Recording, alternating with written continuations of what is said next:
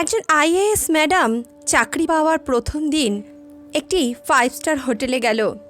সেই 5 স্টার হোটেলের সামনে সে তার সরকারি গাড়িটিকে দাঁড় করিয়ে হোটেলের ভিতর প্রবেশ করলো এবং সেখানে থাকা এক 30 বছর বয়সী যুবক ওয়েটারের পা ধরে প্রণাম করতে লাগলো।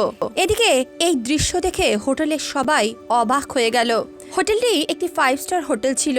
সেখানে অনেক উদ্যোগপতিরা এসেছিল এবং শহরের অনেক নামি দামি ব্যক্তিরা সেখানে উপস্থিত ছিল। তাদের মধ্যে অনেকেই আইএএস ম্যাডামকে খুব ভালো মতোই চিনত, কারণ সেদিনের সকালের পেপারেই ওনার ছবিও বেরিয়েছিল। সেখানে থাকা বড় বড় উদ্যোগপতিরা এই বিষয় নিয়ে আলোচনা করতে লাগলো। তারা বলতে লাগলো, একজন আইএএস ম্যাডাম একজন ওয়েটারের পা ধরে প্রণাম করছে, এ তো খুবই অবাক ব্যাপার।